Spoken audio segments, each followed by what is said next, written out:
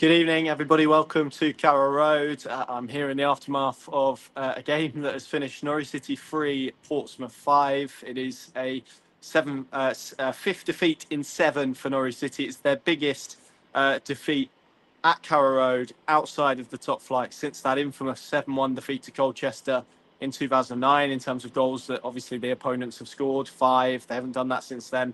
Outside of the top flight, and it was just a thoroughly miserable afternoon, wasn't it? And in many ways, actually, I know people maybe from afar who maybe are tuning in or maybe see this scoreline written down on a bit of paper, they'll think, 5-3, decent game, lots of goals. Maybe it wasn't that far apart.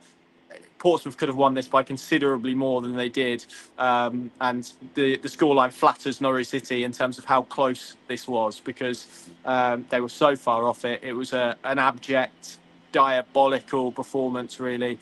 And I'm sure that there are a lot of people who are out there feeling very angry, feeling very despondent, and rightly so, because that was not representative of a Norwich City side that any of us want to watch, that any of us feel is one that is making progress and whatnot. And look, we're going to delve into a lot of the reasons why and maybe the fallout and where the finger needs to be pointed, etc.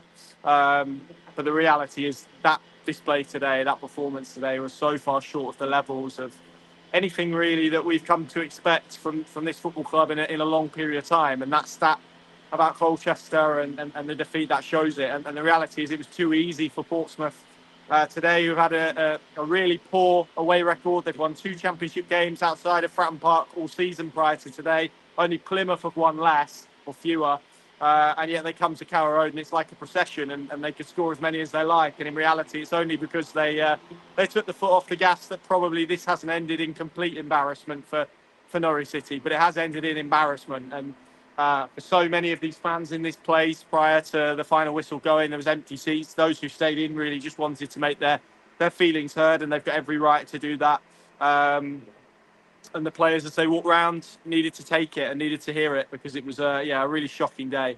Let's start at the beginning, really. Norwich City obviously having to make a couple of changes. Angus Gunn not here today. His wife is expecting, so obviously goes without saying, wish him and his family and obviously his partner as well all the best in that, and hopefully it's one that can come along quickly. I think we all saw that today, the benefit maybe of having him in goal compared to what the alternative is. So yeah, that he was missing. George Long started. The back four was poor. Midfield was poor, and look, Norwich started the game pretty well actually. I thought opening minute or so, opening 10 seconds from the kickoff, there was an intent to play forward. They won a corner after Josh Sargent got in behind.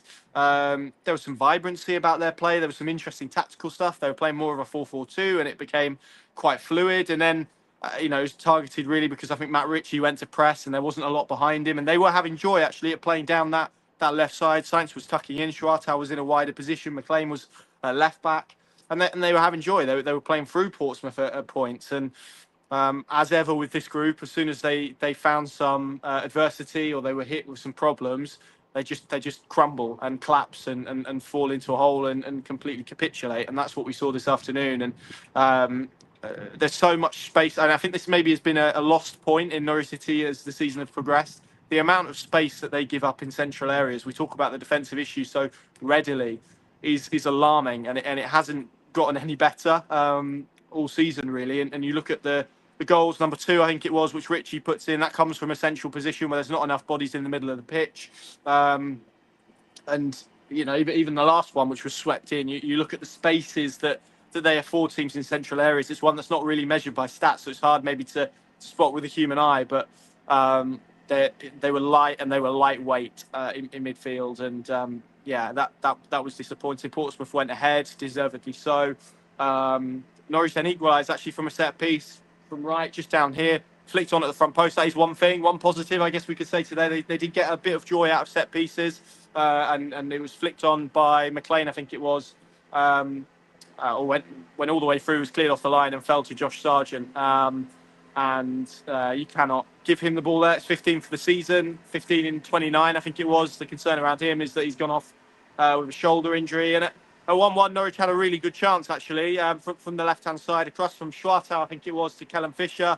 who ran onto it and took the opportunity like a right back, to be honest, straight at Schmidt when he had a lot of the goal going. And who knows, maybe if that goes in, the game is completely different. But again, we're talking about if buts and maybes with this Norwich City team. We have been too long this season, and it's been a campaign where any sort of fine margin, it feels like they've fallen on the wrong side of. And when you have this much evidence and you have this much data and body of work to look at, it's difficult to purely diagnose that as being a bad luck. And today that was not the case. You look at some of the goalkeeping where there was an easy catch to take or there was an easy save to make, and George Long makes a meal of it. You look at the defence in front of him. I know that George Long will get a lot of attention post-game for what he didn't do.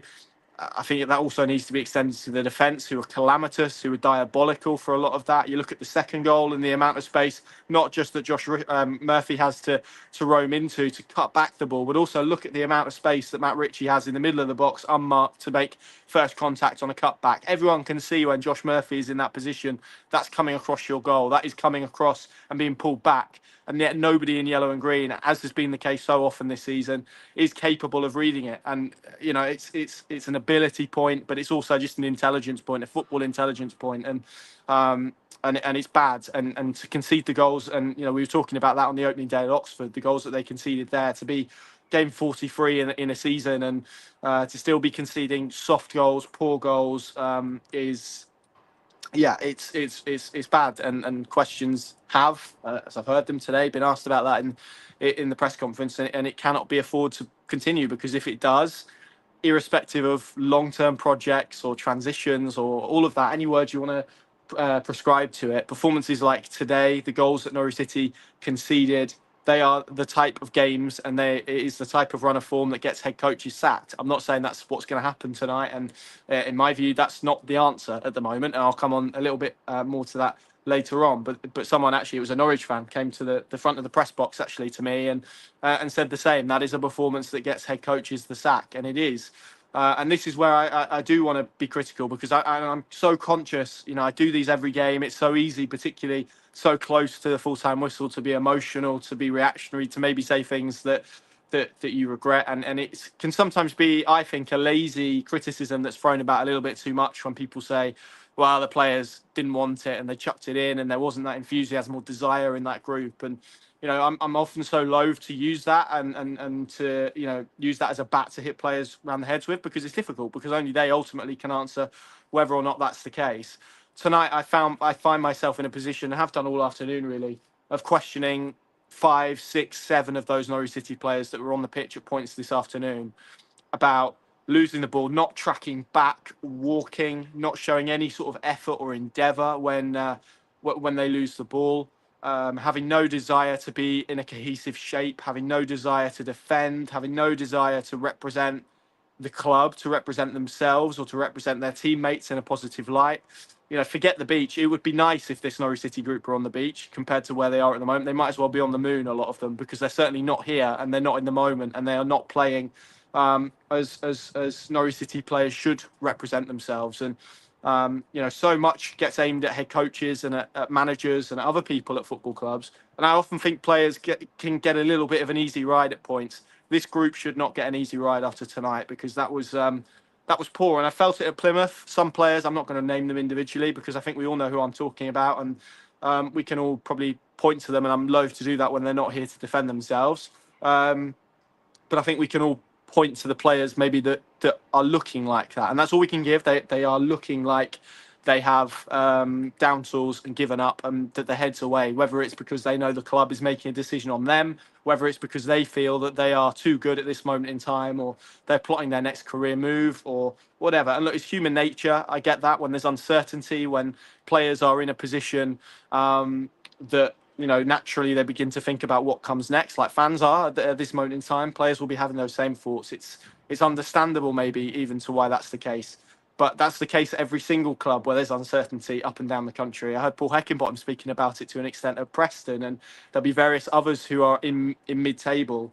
at the moment who are playing well, who are getting results, who are showing their fan base, their fans, their coach, their teammates that they want to be a part of it, irrespective of if they know they are or if they aren't. And when you've got a head coach in a press conference and his opening gambit is he needs to basically sift out those who want to play and those who aren't motivated, that's a really damning indictment on this group of players, and it feels and looks like a sorry, unhappy squad at this moment in time, and that's the way it's playing. And look, we don't have access to, and we don't obviously you hear whispers when you do the job I do, and people tell you things, absolutely, but you don't have the luxury of seeing training or being in the dressing room or being in the environment.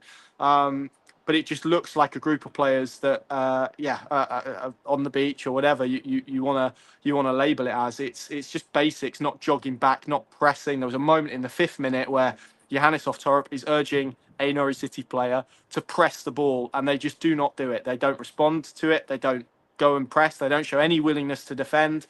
And when you get to that stage, it's sad, and it should not be the way that it goes. And there was too much of that this afternoon, and too many players, I think, at the moment who are looking in that frame of mind, and that's problematic because you've got 3 games to go.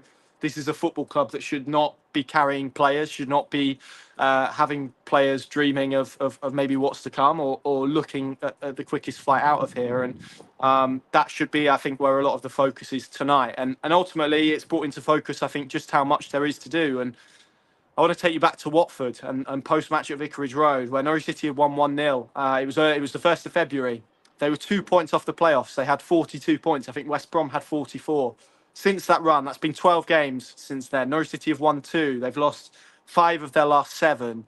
The question is, why has that happened? Why has this derailment been so dramatic, been so so dramatic, so drastic, so obvious? And you have to look at the mentality of this group of players. And again, I think that gets thrown around a little bit too easily as being, you have to look at the mentality of it. And it can often be used as an answer to maybe footballing problems. And there are footballing problems. There's no denying that. There are coaching issues in this Norwich City team.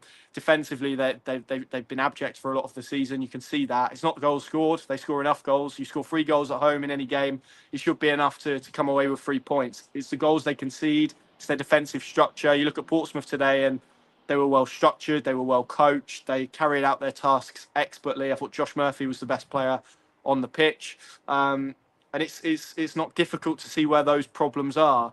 But equally, when you've got players in there who are looking as disinterested as some of them are in yellow and green at the moment, I think you could have Pep Guardiola in the dugout, and I'm not sure it would make masses of difference. And this comes to my point because yes, Yannis Oftorop is going to get a lot of the criticism, and understandably so. That's the way football works, modern football. It feels like if you do lose games, then your position gets questioned. That's absolutely right. And it's absolutely right that he's receiving those questions. For me, I'm just not convinced at this moment in time that removing him from his position would A, alter anything they're trying to do at this moment in time, or B, necessarily fix anything. Of course, you have to give people results. You have to give people straws to cling on to. You have to give them some empirical evidence that what is going to come next, what is going to follow, is going to be a success. Nobody has that at this moment in time. I don't think this season has provided that. And there's been lots of reasons for that at various points. I don't think the whole thing has been a disaster. I think there has been good elements. There's been really bad elements. It's been a real mix. That's ultimately why they find themselves in mid-table. But I think at this stage, you have 2 options, really. And this is where Norwich have found themselves so often in the last few years. You have to remove the manager or you change the players. And I think too often now, when we saw it with Dean Smith, David Wagner, they opted for the head coach.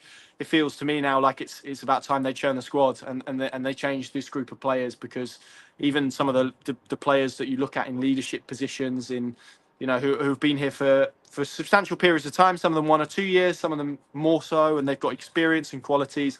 Those are the players who are just as culpable for some of the errors and some of the performances this season as some of those younger guys who are trying to find their way and trying to find an inch into the team. And I mentioned this on the podcast, but it feels to me like there's kind of 4 camps at the moment within this Norwich City team watching on. It's those who aren't going to be here, and we'll get sort of clarity on that next week in terms of those players who aren't going to have their contracts renewed. You've got those who maybe know they're not going to be here through club decisions or their own decisions. The group of players who maybe don't want to be here. And then you've probably got those younger ones who maybe aren't quite ready to affect it. Jacob Wright, Callum Fisher, I think we could look at throughout the season and throughout their time as being real positives and real upside. So look, I think it would be an easy option to change a coach at the moment. I'm not sure that it would necessarily result in anything drastic. The reality is, whatever happens in the final 3 games, Norwich City are going to be playing Championship football. I think unless it derails to a point where we get 3 more of these performances and results, to be honest, I don't see it happening anyway. But certainly in terms of the volume of it now, it has to be about trying to muddle through basically and get over the finish line and make sure they do that in probably as least dramatic and catastrophic fashion as they can. And that's the reality of the situation, I think. And it's not me saying that it's going to work or that this guy is the right one. Ultimately, none of us have answers to that. But I just look at it, and clearly this summer is going to be big in terms of change. Look, maybe the answer is you change both of them, and I could see, it's difficult to conjure up an argument to the contrary on the basis of today. But ultimately, what Norwich City are trying to do, be that under Ben Napper, be that under anybody else in their position, it would be the same. They had to cut costs this season. They had to go younger this season. They had to try and do something different this season. They had the 4th highest wage bill in the Championship last season. They finished 6th. They didn't get back to the Premier League. They were so far short in the playoffs. They had to change. They had to try and take it down a different route. And, they've regressed this season, and I agree with that. I wanted them to just kind of start or end the season maybe as some of those results early on in the season have shown. That hasn't happened, and yeah, it's been a disappointment for everyone concerned. And some of those questions that people have, I think, are absolutely valid. I'm certainly not here to offer a defence of it, but I just feel they're at a time and a place where it's now about altering the squad. And there was a line I think Ralph Rangnick gave it Manchester United in terms of you can maybe do some cosmetic surgery in and around the edges, but actually it's maybe open heart surgery, and it feels like that's where the squad is at the moment, because certainly on the basis of what we've seen in the last few weeks, it feels increasingly like this is a group of players that are just willing the season to end. Forget the beach. I mean, half of them might as well be on the moon, really. And that is ultimately how we've got to where we are today, where they've produced a performance defensively, collectively as poor as that. So, yeah, there we go. I mean, the upside is we have 3 games to go, and then it's over and we can go and enjoy our summer. It's going to be a very busy one. I think Norwich are going to get out the traps. They've got to get Jacob Wright done ASAP. I thought he was one of very few positive glimpses today, albeit I didn't think he was that great. I'm clinging to straws. Jack Stacey scored. That's 2-2 for him. I'm sure he's maybe not had a better goal scoring run in his career. So yeah, there we go. Look, I know people are going to disagree, and that's fine. I can only say it as I see it. And yeah, what is for sure is however they end this season and however the final 3 games go, we can all recognise that this is going to be an absolutely massive summer with huge decisions and ruthless decisions that need to be taken. And what today has done really is brought all of that into focus and brought all of it into clarity to everyone involved, really, that what they are doing and the path that they are heading in requires a lot of work, and they need to crack on and they need to make a start now, and start to make some of those noises. And I think after Millwall, we'll see a lot of that. So, yeah, there we go. Embarrassing, disappointing, diabolical. All of those words are appropriate here today. And for what these fans pay to come and watch football here, for what which is in amongst the highest in the Championship, for what they've been served up over the last 4 or 5 years, and to have that sort of constant regression, is difficult. And they rightly are feeling frustrated. I feel frustrated, and I'm sure everyone out there feels frustrated, either watching this or not watching this.